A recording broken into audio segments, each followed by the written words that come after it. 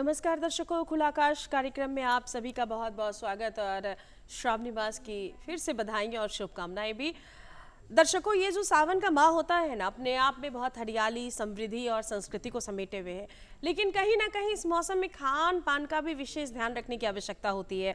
और कहते हैं कि इस मौसम में साग, मांस, इन चीज़ों को नहीं खाना चाहिए। क्यों नहीं खाना चाहिए? बहुत से सवाल है जो हम लगातार अपने कार्यक्रम के माध्यम से आपको अवगत कराते रहेंगे। लेकिन क्योंकि खुला आकाश कार्यक्रम अपने आप में जागरूकता से भरा हुआ कार्यक्रम है और आज हमने स्टूडियो में ऐसी शख्सियत को आमंत्रित किया है जिनका नाम सुनते ही आप सभी बिल्कुल खुशी से बोलते हैं ना, एक खुशी की लहर होगी आपके मन में। क्योंकि मैं आज आमंत्रित की हूँ या हमारी पूरी टीम आमंत्रित की है डॉक्टर प्रोफेसर कुमारी उमा पांडे जी को, जो कि राजकीय आयुर्वेद महाविद्यालय एवं चिकित्सालय पटना। तो मैडम, बहुत बहुत स्वागत है आपका हमारे कार्यक्रम में।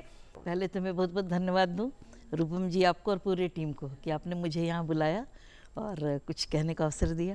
बहुत बहुत मैम, धन्यवाद। आपके मार्गदर्शन में, कुशल निर्देशन में शताब्दी वर्ष मनाया गया राजकीय आयुर्वेद महाविद्यालय एवं चिकित्सालय पटना का, जो कि बहुत ही पुराना चिकित्सालय है और महाविद्यालय है। बहुत से बाहर से भी लोग आकर इसमें ट्रेनिंग लेकर, जैसा कि मैं भी गई थी तो देख पा रही थी कि देश विदेश से बहुत से लोग आए हुए थे, बड़े बड़े डॉक्टर्स जिनको हम लगातार मतलब गूगल करके देखते हैं, सुनते हैं, उनके एक तरीके से कहते हैं ना, उनकी समीक्षाओं को पढ़ते हैं, उनके शोध पत्रों को पढ़ते हैं। तो आप उस कॉलेज के प्रिंसिपल हैं और ये जो यात्रा आपके मार्गदर्शन में हुआ, कैसे संभव हुआ? पहले तो मैं अपने आप को बहुत गौरवशाली और हर्ष से ये बात कहने में बहुत खुशी हो रही है, गौरवान्वित महसूस कर रही हूँ कि मुझे ये अवसर प्रदान ईश्वर ने किया कि शताब्दी समारोह मेरे ही कार्यकाल में हुआ। सारे लोग, चूँकि ये चिकित्सालय 1926 में स्थापित हुआ, उस समय तो हमारा देश आज़ाद भी नहीं था। तो मैंने हमेशा ये महसूस किया कि मेरे पूर्वजों ने वैसे कार्यकाल में, जबकि कितनी परेशानियां रही होंगी, विपरीत परिस्थितियां रही होंगी, उस समय इन लोगों ने अपने महाविद्यालय को एक स्कूल के रूप में स्थापित किया, कितना संघर्ष करके। और धीरे धीरे ये एक पाठशाला से या स्कूल से एक महाविद्यालय के रूप में परिवर्तित हुआ, जिसमें न जाने कितने मेरे शिक्षक, कितने पूर्वज, कितने अनुसंधानकर्ता और कितने चिकित्सक जो भारत के मापदंड पे बार बार बड़े बड़े विभूतियों के द्वारा इनको सम्मान मिला। मेरे यहाँ इतिहास गवाह है कि मेरे यहाँ से निकले हुए डॉक्टर प्रिवत शर्मा जी, जो आज इस दुनिया में नहीं हैं, वो पूरे भारतवर्ष में जिसने भी चिकित्सा पढ़ी होगी, आयुर्वेद को पढ़ा होगा, द्रव्यगुण के विषय में उनके नाम से कोई अछूता नहीं है। बिल्कुल। कितनी विभूतियाँ हैं, जैसे रामरक्ष पाठक जी, हमारे यहाँ सिद्धिनंदन मिश्र जी, जो अभी रसशास्त्र की किताबें उन्होंने लिखी, ऐसे अनेकों विभूतियाँ हैं। मैं बहुत गौरव महसूस कर रही थी, क्योंकि कुछ लोग तो नहीं हैं। मैंने ऐसा सोचा था कि महाविद्यालय के शतक वर्ष, चूँकि एक व्यक्ति का नहीं, उन लोगों को भी याद करने का पल है कि जिन्होंने अपना जीवन या इस महाविद्यालय को अपने जीवन का वो बहुमूल्य क्षण दिया, जिससे कि हमारा महाविद्यालय दिनों दिन उत्तरोत्तर प्रगति करता चला गया। चूँकि यह महाविद्यालय सरकारी महाविद्यालय है और बिहार सरकार इस पर बहुत ध्यान देती है, ये इसके चलते इसका दिनों दिन उत्तरोत्तर विकास हुआ। अभी मेरा महाविद्यालय बिल्कुल बिहार में ही नहीं, राष्ट्रीय स्तर पे जाना जाता है। प्राचीन होने के साथ साथ हमारे महाविद्यालय में बहुत सारी सुविधाएं व्याप्त हैं, जिसमें यूजी की पढ़ाई जो होती है उसमें प्रतिवर्ष 125 बच्चे एडमिशन लेते हैं, जिसमें 15% रिजर्वेशन अदर स्टेट से होता है। इसी तरीके से 14 विषयों में पीजी की पढ़ाई मेरे महाविद्यालय की अपनी विशेषता है, जिसमें भी 15% स्टूडेंट अदर स्टेट से आते हैं। तो पूरा एक राष्ट्र हमारे महाविद्यालय में समाहित है। यानी कि एक तरीके से पूरा का पूरा सांस्कृतिक समागम और राष्ट्रीय एकता का प्रतीक आपका महाविद्यालय है। और भी बातें करेंगे डॉक्टर उमा पांडे जी से। इसके पहले कि हम वार्तालाप को आगे बढ़ाएं, आइए देखते हैं सुकन्या समृद्धि बालिका योजना क्या है और किस प्रकार आज बालिकाओं के उत्थान के लिए कार्य कर रहा है। सुकन्या समृद्धि योजना। बेटियां किसी भी घर की वधूरी होती है जिनके इर्द गिर्द खुशियां और भविष्य की उम्मीदें बुनी जाती है। एक समाज के रूप में हमारी यह नैतिक जिम्मेदारी है कि हम उनकी शिक्षा और प्रगति के मार्ग में आने वाली हर बाधाओं को दूर करें। इसी विजन को साकार करने के लिए भारत सरकार ने बेटी बचाओ बेटी पढ़ाओ अभियान के अंतर्गत सुकन्या समृद्धि योजना की शुरुआत की। यह केवल एक सरकारी बचत योजना नहीं बल्कि हर उस पिता और माता के लिए एक वरदान है जो अपनी लाडली के भविष्य को आर्थिक रूप से आत्मनिर्भर बनाना चाहते हैं। यह योजना विशेष रूप से 10 वर्ष तक की आयु की बालिकाओं के लिए तैयार की गई है। इसकी सबसे बड़ी शक्ति इसकी सुलभता और सुरक्षा में निहित है। मात्र 250 रुपए जैसी न्यूनतम राशि से खाता खोलकर अभिभावक अपनी क्षमता के अनुसार सालाना 1.5 लाख रुपए तक निवेश कर सकते हैं। सुकन्या समृद्धि योजना की जो बात इसे अन्य वित्तीय विकल्पों से अलग और श्रेष्ठ बनाती है वह है इस पर मिलने वाली आकर्षक और उच्च ब्याज दर। इतना ही नहीं, यह योजना EEE यानी निवेश, ब्याज और परिपक्वता राशि तीनों स्तरों पर पूरी तरह से टैक्स फ्री है, जो इसे मध्यम वर्गीय परिवारों के लिए निवेश का सबसे सुरक्षित और लाभदायक जरिया बनाती है। जैसे जैसे बेटी बड़ी होती है उसकी उच्च शिक्षा और करियर की जरूरतें भी बढ़ती है। यह योजना उन जरूरतों को पूरा ख्याल रखती है। जब बेटी 18 वर्ष की हो जाती है तब उसकी पढ़ाई के लिए संचित राशि का आधा हिस्सा निकाला जा सकता है, जो उसे डॉक्टर, इंजीनियर और उसके मनचाहे क्षेत्र में आगे बढ़ाने के लिए पंख प्रदान करती है। वहीं 21 वर्ष की अवधि पूरी होने पर मिलने वाला फंड उसके भविष्य को एक ठोस आधार देता है। अगर हम इसे साधारण तौर पर कहें तो सुकन्या समृद्धि योजना आज एक छोटा सा त्याग और बचत है जो कल हमारी बेटियों को समाज में सिर उठाकर जीने और अपने बड़े सपने को हकीकत में बदलने का सामर्थ्य प्रदान करती है। यह योजना हर घर की लक्ष्मी के लिए खुशहाल कल की एक पक्की गारंटी है। तो बिल्कुल अभी आपने देखा सुकन्या समृद्धि बालिका योजना और समाज में महत्वपूर्ण विकास में हम बालिकाएं और महिलाओं का भूतपूर्व योगदान, इसलिए बचपन से ही सरकार कृत संकल्पित है बच्चों को बढ़ाने में। तो मैडम, अब जो मेरा अगला सवाल है, क्योंकि आप लगातार आरक्षण के माध्यम से, यानी एक रिजर्वेशन पद्धति है आपके यहाँ कि अदर स्टेट के लोग भी और अदर कंट्री के भी लोग आ सकते हैं, क्या उनके लिए भी कोई पैकेज वगैरह है? अभी तो फिलहाल इसकी परंपरा पहले थी। नेपाल के लोग यहाँ से आते थे, आयुर्वेद की शिक्षा लेते थे और नेपाल में यहाँ से पढ़ के जाने के बाद उन लोगों ने अदर स्टेट से पीजी की डिग्री ली और अपने नेपाल में एक महाविद्यालय की स्थापना की। क्या बात है, बहुत खूब। लेकिन अभी धीरे धीरे मैं इसमें लगी हूँ कि राष्ट्रीय स्तर पे कि सरकार चूँकि अब अंतर्राष्ट्रीय लोगों को बुलाने के लिए प्रयास चल रहा है, शायद मैं सफल हो पाऊँ, क्योंकि अंतर्राष्ट्रीय लोगों को बुलाने के लिए पहल करनी होती है ये विभाग को, बिल्कुल कि हमारा बिहार विभाग। अब जो मेरा अगला सवाल है आपसे, क्योंकि आपने विद्यालय में पढ़ाई की बात की है, तो बेसिकली जो राजकीय आयुर्वेद महाविद्यालय है उनका बेसिक क्या है, किन किन विषयों पर स्पेशली पढ़ाई जाती है? हमारे यहाँ बेस है, डिपार्टमेंट तो 14 हैं और चिकित्सालय में हमारे जैसे अगर आयुर्वेद को आप देखें तो हम 2 भागों में बांट सकते हैं, कुछ क्लिनिकल और कुछ नॉन क्लिनिकल। जो क्लिनिकल के सारे चिकित्सालय में होते हैं, जैसे काय चिकित्सा विभाग है, शल्य तंत्र है, शालाक्य तंत्र है, प्रसूति तंत्र है, विश्व विज्ञान है, ऐसे कई चीज़ें हैं जो हमारे चिकित्सालय से जुड़ी हुई चीज़ें हैं। काय चिकित्सा में उससे जुड़ी हुई पंचकर्म है। आजकल सभी लोग पंचकर्म से विधिवत अवगत होंगे। आँख की बहुत सारी सुविधाएं हमारे महाविद्यालय, हम चिकित्सालय में प्राप्त है। कभी आप अस्पताल आएंगे तो उन चीज़ों को देख पाएंगे कि चूँकि पीजी की पढ़ाई होती है जिसमें हम रिसर्च कराते हैं, तो रिसर्च के लिए वो पैरामीटर ज़रूरी है इस आधुनिक समाज के साथ, आधुनिक युग के साथ, कि अपने आप को हम कैसे तुलनात्मक दृष्टि करें। आयुर्वेद स्वतः चूँकि ये भारत की अपनी चिकित्सा पद्धति है और हज़ारों वर्ष पुरानी है। इतनी पुरानी पद्धति तो खुद वैज्ञानिक थी, क्योंकि आज भी जब भी इसकी पद्धति को हम लोग अनुसंधान पे डालते हैं तो वो चीज़ें उसी तरीके से मिलती हैं जो हमारे आचार्यों ने कही थी। लेकिन आज के युग में खुद को वैज्ञानिक साबित करने के लिए हम लोग को इस पैमाने पर खड़ा होना पड़ता है, इसलिए बहुत सारी सुविधाएं सरकार के द्वारा हमारे उपलब्ध हैं। विशेष इस माह में किन खान पान का ध्यान रखने की ज़रूरत है? क्योंकि आप एक डॉक्टर भी हैं और प्रिंसिपल भी हैं। सबसे पहले तो यही मैं बोलूँगी कि आयुर्वेद एक जीवन की चिकित्सा पद्धति है। तो जीवन जीने के लिए आयुर्वेद में सिखाते हैं, और इसमें दो सिद्धांत हमारे हैं। एक तो हमारा बेसिक थ्योरी है वात पित्त और कफ, और दूसरा सबसे ज़्यादा जरूरी है आहार, निद्रा और ब्रह्मचर्य। स्वस्थ स्वास्थ्य संरक्षण, ये हमारे आयुर्वेद का अपना सिद्धांत है। इसके लिए पहले हम सीधे रोगी, ऐसा आयुर्वेद बोलते हैं, आयुर्वेद महर्षियों ने कहा है कोई व्यक्ति जन्म से रोगी नहीं होता।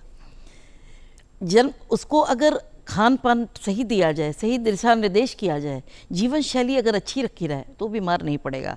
तो आज जो रोग प्रतिरोधक क्षमता की बात पूरी दुनिया कह रही है और कह रही है खुद को स्वस्थ आप कैसे रखें, इसके प्रति लोगों की जागरूकता बढ़ रही है।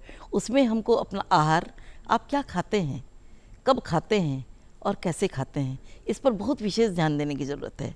फिर है निद्रा, कि आप कब सोते हैं, किस समय सोते हैं, क्या ठीक से सोते हैं, नींद का की स्थिति क्या है, और ब्रह्मचर्य, जिसका अर्थ है कि आपके जीवन का अनुशासन क्या है, क्या आप अपने जीवन की हर शैली को सही से अनुपालित कर रहे हैं।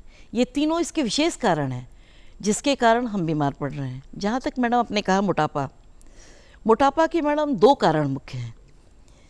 मोटापा एक वंशानुगत मान सकते थोड़ा मोटापा, लेकिन अगर वो बीमारी के रूप में है तो ऐसा आप मान लें कि आपका मेटाबॉलिज्म ठीक नहीं है।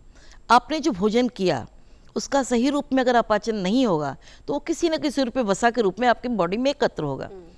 तो हमारा ये बहनों से बिल्कुल कहना होगा, चूँकि बहनें क्या करती हैं अक्सर कि पूरे परिवार को ताज़ा खिलाती हैं और खुद बासी खाती हैं। तो बासी चीज़ों का प्रयोग ना करें, चूँकि आप घर की धुरी हैं और आपके ऊपर पूरा आपका पूरा परिवार और आपके परिवार पूरा समाज निर्धारित है। तो मेरा ये कहना है कि सबसे पहले नारी को स्वस्थ होना बहुत ज़रूरी है। तो आप बिल्कुल उतना ही बनाएं जितनी आवश्यकता हो। समय पर भोजन करना बहुत ज़रूरी है। खान पान, जैसे आप खाना खाते हैं तो मेरे यहाँ कहा गया खाने से पूर्व थोड़ा पानी पीना चाहिए, खाने के बीच में थोड़ा थोड़ा पानी पीना चाहिए, और आधे घंटे के बाद प्रॉपर पानी पीना चाहिए, जिससे कि आपके डाइजेशन की व्यवस्था बिल्कुल ही सही रहेगी और आप स्वस्थ रहेंगे। युवाओं के विषय में अगर हम बात करें तो, क्योंकि जो हमारी आयुर्वेदिक पद्धति वो अति प्राचीन पद्धति में से एक है और चिकित्सा की सबसे प्राचीन पद्धतियों में है, तो कहीं ना कहीं ये जो झुकाव है आयुर्वेद के प्रति, क्या युवाओं का बढ़ रहा है या अभी भी उनका झुकाव नहीं है? और अगर नहीं है झुकाव तो इसके लिए आप लोग, कॉलेजेस, विभाग या मंत्रालय क्या काम कर रहा है? नहीं, ऐसा मैं मानती हूँ कि आजकल जितने युवा हो रहे हैं धीरे धीरे वो भी हेल्थ के प्रति कॉन्शियस हो रहे हैं। जितना आपने देखा होगा कि बच्चे जो सुबह उठते नहीं थे अब सुबह उठने लगे हैं, वो भी योगा एक्सरसाइज वगैरह करना चाह रहे हैं, करने लगे हैं ऐसा मैं नहीं बोलूँगी, लेकिन करना चाह रहे हैं। और उनको भी ये धीरे धीरे समझ में आने लगा है कि जो मैगी वगैरह ऐसी चीज़ें जो फास्ट फूड वगैरह खा रहे हैं वो उनके लिए हानिकारक है, क्योंकि मैदे जिसमें रफेज नहीं होगा, जैसे हम लोग पहले आटे का प्रयोग करते थे जिसमें चोकर के रूप में रफेज होता था। हमारे यहाँ खाने पीने की जो शैली थी, हरी सब्जियों का विधान था, मौसमी फल लिए जाते थे, तो हमारा आहार, पानी पीने की व्यवस्था, भूंजा, मुझे याद है कि हम लोग जब छोटे होते थे तो आते थे स्कूल से नानी माँ या जो भी जिनकी माताएं होती थीं कुछ खाने के लिए ऐसे ही रफेज जैसे भूजा वगैरह का प्रयोग कराते थे। फिर हम लोग फील्ड वर्क में, जैसे फील्ड में मैदान में आने के बाद खेलना कूदना ये ज़रूरी समझा जाता था, ये स्कूलों में भी था। लेकिन आज के माध्यम में क्या है, बच्चे मोबाइल का प्रयोग कर रहे हैं, इंडोर गेम का ज़्यादा प्रयोग कर रहे हैं, जिसके चलते वो बीमार हैं। लेकिन अभी मैंने देखा है कि कई स्कूलों में ऐसी व्यवस्थाएं चल रही हैं या सरकार की तरफ से भी ऐसा मार्गदर्शन हो रहा है कि बच्चों को वो शिक्षा दी जाए जिसमें उनका योग भी हो, उनको प्रांगण में मैदान में खेलने का अभ्यास भी कराया जाए। घर में भी माताओं को स्ट्रिक्ट ये कहा जाता है कि आप बच्चों के टिफ़िन में वैसी ही चीज़ दें जो कि रफेज से भरी हो, फ्रूट्स दें। कोई बिस्किट या मैगी चीज़ों का बिल्कुल ही प्रतिबंध सरकार की तरफ से है, जो बहुत ही सराहनीय कदम है। और अगर माताएं अपने बच्चों को शुरू से ही, क्योंकि कोई बच्चा जन्म से मैगी खाना नहीं सीखता, हम उसमें कहीं ना कहीं दोषी हैं, तो मैं ऐसा कहूँगी कि अगर इस पर ध्यान दिया जाए कि बच्चे को आहार विहार क्या दिया जाए, चूंकि एक प्रतिदिन एक ही खाना कोई नहीं खा सकता है, तो बदल के दे सूजी का प्रयोग अगर आप कर रहे हैं, आटे का दलिया का प्रयोग कर रहे हैं, कभी आप हलवा दे रहे हैं या सूजी का अगर उपमा वगैरह, मतलब मेरे कहने का सेंस है कि वैरायटीज़ बहुत है, थोड़ा थोड़ा बदल के आप देंगे तो बच्चे खाने लाएंगे। उसी में थोड़ी हरी सब्जियों को मिला दीजिए, शाक वगैरह मिला दीजिए, थोड़ा बदल बदल के जब आप प्रयोग करेंगे तो वो बच्चों के लिए स्वादिष्ट होगा और नए तरह का व्यंजन होगा और बच्चा खाएगा और उसको पौष्टिकता मिलेगी, जिससे उसका शारीरिक और मानसिक दोनों विकास सही रूप में हो पाएगा। करियर के रूप में जो बच्चे इसे अपनाना चाहते हैं, डॉक्टर बनना चाहते हैं, उनको कैसे आना होता है? देखिए, आयुर्वेद एक आध्यात्मिक विज्ञान है, ये भारत की बहुत ही प्राचीन पद्धति है। इसके लिए इसमें चूंकि चकाचौंध की दुनिया नहीं है जितना एलोपैथ में है, लेकिन ऐसा मेरा विश्वास है जिसने इसको पढ़ लिया और अभी पूरा विश्व आयुर्वेद की तरफ देख रहा है। जैसा कि आपने शुरू में ही कहा कि कोरोना के बाद से सबका ध्यान, पूरे विश्व का ध्यान इधर गया है। तो अगर कोई भी बच्चा, कोई छात्र अगर चाहता है कि इसमें अपनी हम जिंदगी बनाएं और आगे बढ़ें, तो इसमें एक क्षेत्र खुले हुए हैं। कोई चिकित्सक बन सकता है, एकेडमिक में भी कोई आगे बढ़ सकता है, कोई अनुसंधान के क्षेत्र में देश विदेश जाकर अनुसंधान कर सकता है। इसके अलावा आज पंचकर्म एक शोधन चिकित्सा है, अपने आप में एक पूर्ण चिकित्सा है। कहा जाता है कि आयुर्वेद की आधी चिकित्सा पंचकर्म चिकित्सा पद्धति है। इसमें जितने बॉडी का डिटॉक्स है हम शरीर से बाहर निकालते हैं और जिसमें बार बार दवा खाने की ज़रूरत नहीं पड़ती अगर सही रूप से पंचकर्म हो गया तो। मान लीजिए जोड़ों का दर्द है, उसके लिए वस्ती का प्रयोग, जानु वस्ती, कटी वस्ती, कहाँ का दर्द है उसके हिसाब से वस्ती श्रेष्ठ मानी जाती है। ऐसे ही आजकल एलर्जी, चूँकि बच्चों का खान पान, रहन सहन, सोने की शैली, बच्चे रात भर जगते दिन भर सोते हैं, इससे इनका पाचन बहुत डिस्टर्ब रहता है। फिर कुछ भी खा लिया, बाज़ार से मंगा के खा लिया, मैदे की चीज़ ज़्यादा खा ली, तो ये सब इनके पाचन को इतना ज़्यादा डिस्टर्ब करती है जिसके चलते वो चीज़ें प्रॉपर निकल नहीं पाती मल के माध्यम से और वो आंतों में चिपकी रहती हैं, जिससे उस कारण इनके अंदर एलर्जी बहुत होती है। उसमें विरेचन का बहुत बड़ा योगदान है जो हमारे पंचकर्म के अंतर्गत आता है। वैसे ही जिसको कफ की बहुत प्रवृत्ति है, सांस फूलता है, तरह तरह की परेशानियां होती हैं, मोटापा बढ़ रहा है, जैसे थायराइड है, ये सब कार्य में हमारे यहाँ आम पाचन देकर और वमन कराने का विधान है। तो जब ये कार्य हम करते हैं तो हमने ये पाया है कि इन पद्धतियों से क्रियाकल्प या पंचकर्म ऐसी पद्धति है जिसके माध्यम से हम अपने रोगी को बहुत लाभ दे पाते हैं और समाज में एक अच्छा यश नाम हम पा पाते हैं। क्या बात है मैम, बहुत बहुत आभार प्रकट करते हैं क्योंकि आपने बहुत अच्छी जानकारी दी है। और इसी के साथ मैं चाहूँगी हमारे दर्शकों को शॉर्ट में आप क्या संदेश देंगी? आपसे बात करने की तो बहुत इच्छा है और लगातार लग रहा है कि मैं जानती जाऊँ, जितनी जान रही हूँ उतनी कम हो रहा है और हमारे दर्शक भी यही सोच रहे होंगे इस वक्त। तो हमारे दर्शकों को आप क्या संदेश देंगी? बेटा, मैं तो यही संदेश दूंगी कि आहार, निद्रा और ब्रह्मचर्य, इस पर आप जरूर ध्यान दें। ये आपके जीवन के लिए अति आवश्यक है। आयुर्वेद के प्रति प्रेम, आयुर्वेद और योग, ये दोनों का अनन्याश्रय संबंध है। इस पे आप बिल्कुल ध्यान दें। अपने पानी पीने का समय सुनिश्चित करें। निद्रा और आराम मनुष्य के जीवन के लिए बहुत आवश्यक होता है। अपने आहार में और विचार में बिल्कुल परिवर्तन की ज़रूरत है। जब आपका आहार अच्छा होगा तो आपके विचार भी अच्छे होंगे और साथ साथ आयुर्वेद में ढेरों आगे बढ़ने की जगह हैं जिस पर आप आयुर्वेद को पढ़कर समाज का कल्याण भी करेंगे और आर्थिक रूप से भी आप मजबूत होंगे। और आपके अंडर में कितने लोग रह सकते हैं, अगर आप चिकित्सक बनते हैं तो रोगियों का भला करेंगे और आर्थिक रूप से भी आपको फ़ायदा होगा। अगर आप अनुसंधान करते हैं तो देश और समाज का भला करेंगे, क्योंकि आप अपने ज्ञान के माध्यम से अपने पूरे देश का ही नहीं विश्व का में आपका नाम रोशन होगा।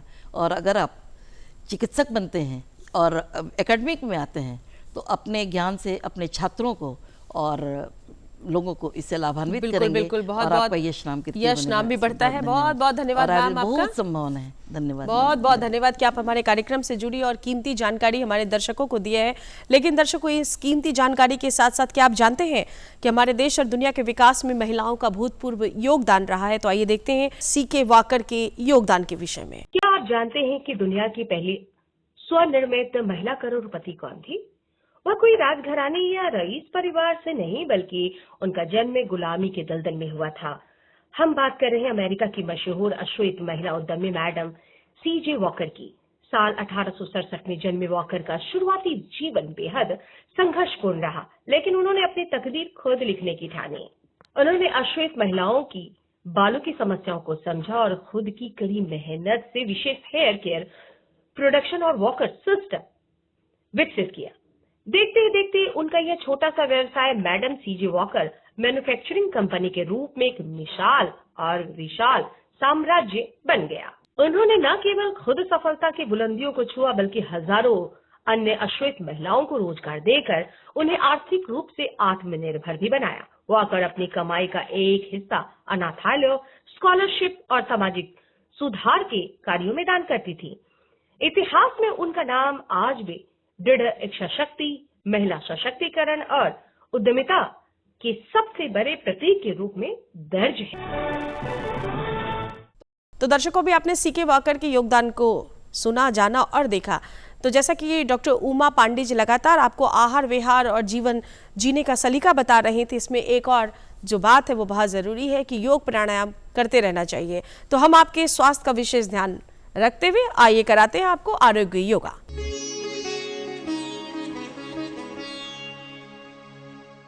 आप ताड़ासन की पोजीशन से अपने दोनों हाथों को सर के ऊपर ले जाते हैं और नमस्कार मुद्रा में जाते हैं।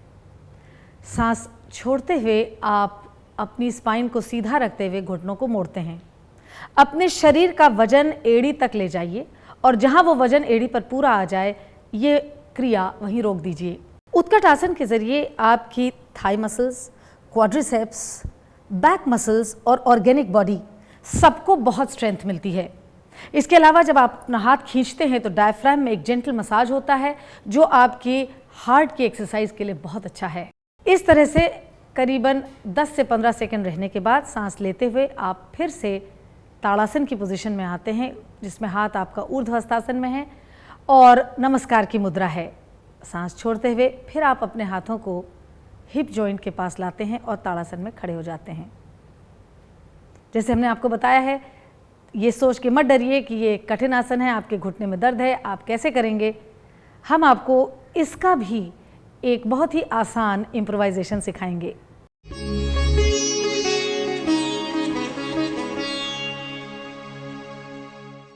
अब हम आपको उत्कट आसन का इम्प्रोवाइजेशन सिखाने जा रहे हैं। इसके लिए भी आप दीवार के सहारे खड़े होंगे और दीवार आपका गुरु बनेगी। ये पोज भी ताड़ासन से ही शुरू होता है, लेकिन इस वक्त आप बैक टू बैक हैं, यानी दीवार से बिल्कुल आपकी बैक जुड़ी रहेगी।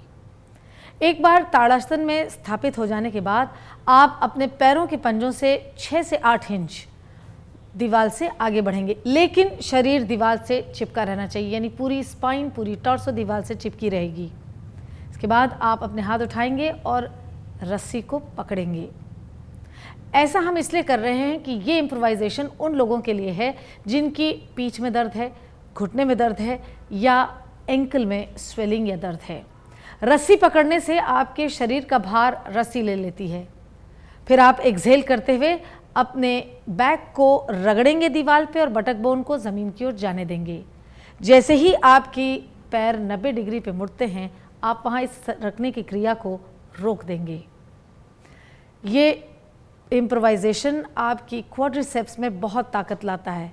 अगर आपकी क्वाड्रिसेप्स मजबूत हैं तो घुटने की आधे से ज़्यादा बीमारियां तो वैसे ही दूर हो जाती हैं। ये आपकी स्पाइन में बहुत ताकत लाता है।